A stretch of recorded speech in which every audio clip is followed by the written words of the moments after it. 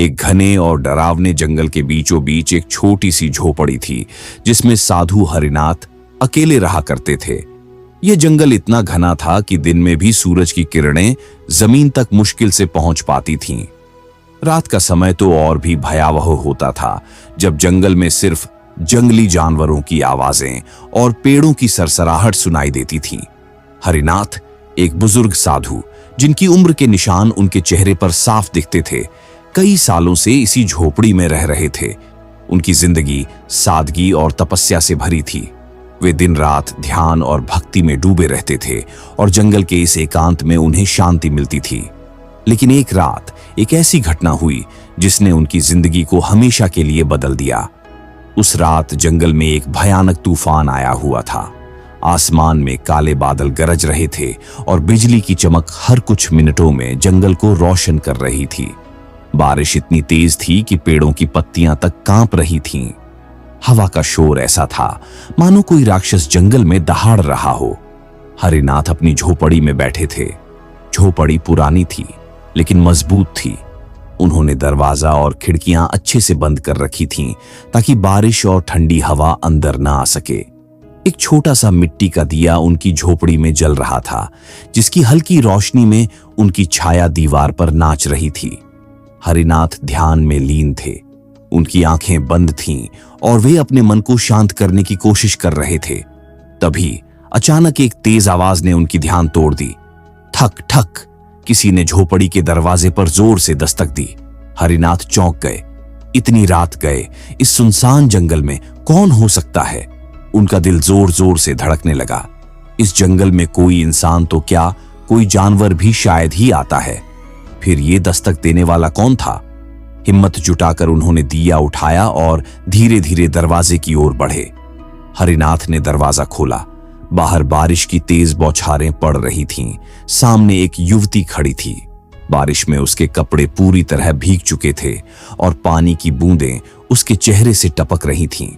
वह बेहद खूबसूरत थी, लेकिन उसकी आंखों में डर साफ झलक रहा था। उसके लंबे बाल चिपककर उसके कंधों पर गिर रहे थे और उसका शरीर ठंड से कांप रहा था। हरिनाथ ने उसे देखकर हैरानी और दया दोनों महसूस की। तभी हरिनाथ ने नरम लेकिन दृढ़ स्वर में पूछा, "ए कन्या, तू कौन है?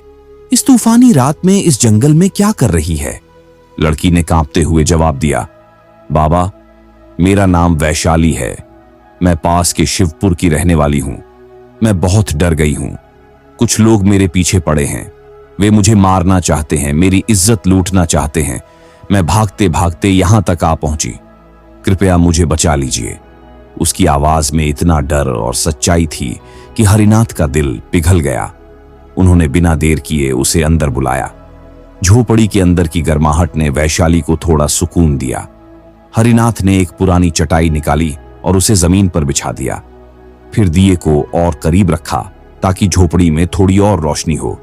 वैशाली चटाई पर बैठ गई, लेकिन उसका शरीर अभी भी ठंड और डर से कांप रहा था। हरिनाथ ने वैशाली को चुपचाप देखा। उसकी आंखों में कुछ ऐसा था जो सिर्फ डर नहीं था, शायद कोई अनकहा रहस्य, कोई छुपा हुआ दर्द। उन्होंने नरम स्वर में पूछा, "बेटी, अब तुम सुरक्षित हो। अपनी पूरी बात बताओ। क्या हुआ? कौन है वो लोग जो तुम्हारे पीछे पड़े हैं?" वैशाली ने एक गहरी सांस ली और धीरे धीरे बोलना शुरू किया, "बाबा, मैं राजा धर्मवर्धन की बेटी हूं। मेरे माता पिता अब इस दुनिया में नहीं हैं। उनके जाने के बाद मेरे जीवन में सब कुछ बदल गया। लोग मेरी खूबसूरती को देखकर मेरे पीछे पड़ गए। कुछ लोग मेरे साथ गलत करना चाहते हैं।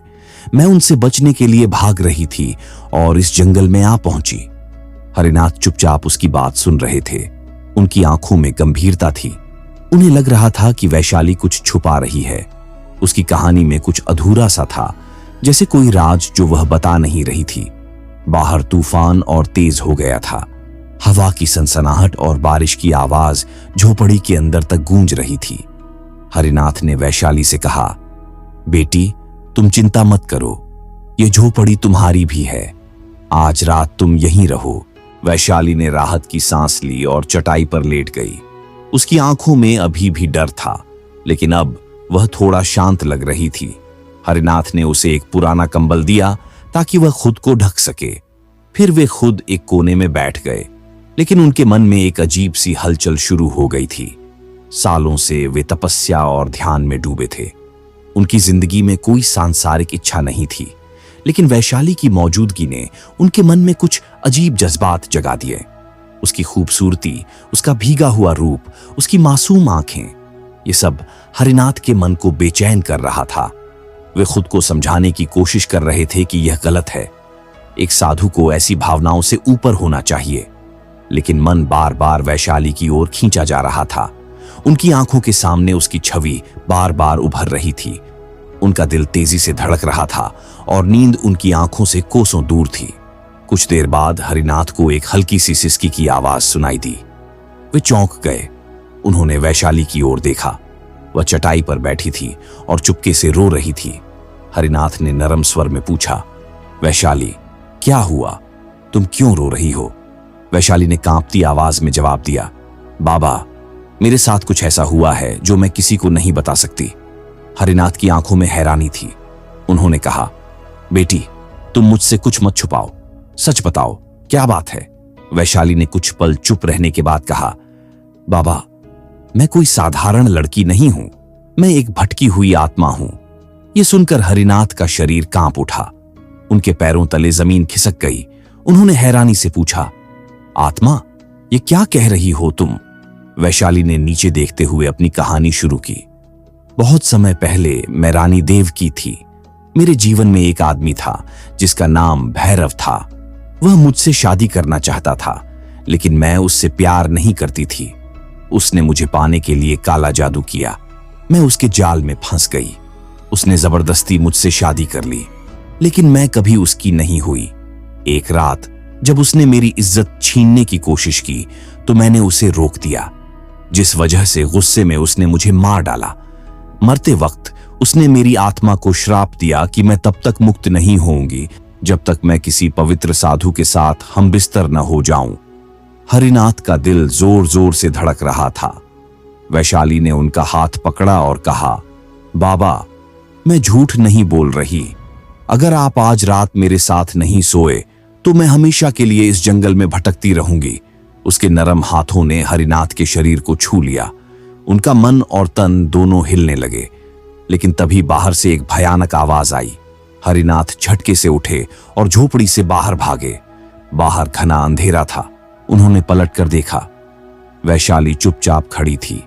तभी एक काला साया उनके सामने आया। उसकी आवाज गूंजने लगी, मैं वही हूं जिसने इस लड़की को तेरे पास भेजा है। साधु हरिनाथ, तू अब मेरे जाल में फंस चुका है। हरिनाथ ने गहरी सांस ली और शांत स्वर में जवाब दिया, तेरा काला जादू मुझ पर असर नहीं करेगा। तूने सोचा कि मैं एक लड़की की खूबसूरती में फंस जाऊंगा। नहीं, यह मेरा रास्ता नहीं है।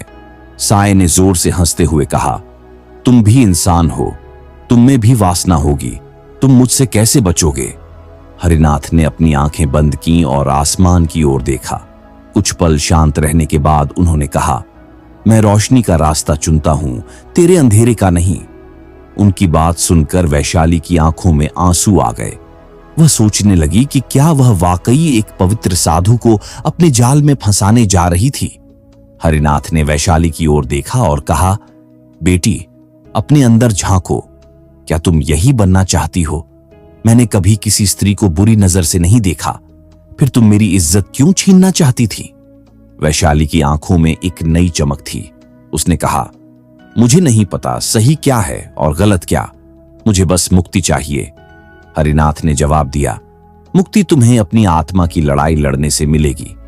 ये लड़ाई अब तुम्हारी है। वैशाली ने गहरी सांस ली। अब वह डर नहीं रही थी। उसने साए की ओर देखा और कहा, हाँ, यह मेरी लड़ाई है और अब मैं इसे खुद लड़ूंगी। वैशाली ने अपनी आंखें बंद की और दोनों हाथ उठाए। वह साए की ओर बढ़ी। जैसे ही उसके हाथ साए को छुए, तेज हवाएं चलने लगीं। अंधेरा कांपने लगा। साया चीखने लगा, लेकिन वैशाली की आत्मा अब जाग चुकी थी। उसने अपनी पूरी शक्ति से साए को मिटा दिया, जिसके बाद जंगल में शांति छा गई। जब वैशाली ने आंखें खोली तो सामने हरिनाथ शांत खड़े थे। उसने कहा, बाबा, आपने मुझे मेरी गलती का एहसास कराया। आपने मुझे फिर से इंसान बनाया। हरिनाथ ने मुस्कुराते हुए कहा, अब तुम आजाद हो, जाओ अपनी जिंदगी नए सिरे से शुरू करो। वैशाली ने सिर झुकाया। उसकी आंखों में आंसू थे, लेकिन अब वे दुख के नहीं बल्कि आजादी के आंसू थे। वह जंगल से निकल गई और उसकी आत्मा अब मुक्त थी। हरिनाथ अपनी झोपड़ी में लौट आए। तूफान थम चुका था, आसमान साफ था और चांद की रोशनी जंगल को नहला रही थी। हरिनाथ ने दिया जलाया और फिर से ध्यान में डूब गए, लेकिन इस बार उनके मन में शांति थी। उन्होंने न सिर्फ वैशाली को मुक्ति दिलाई थी, बल्कि अपने मन की कमजोरी पर भी जीत हासिल की थी। तो दोस्तों, इस वीडियो में बस इतना ही। मिलते हैं एक नई वीडियो के साथ। तब तक के लिए अपना ख्याल रखिएगा।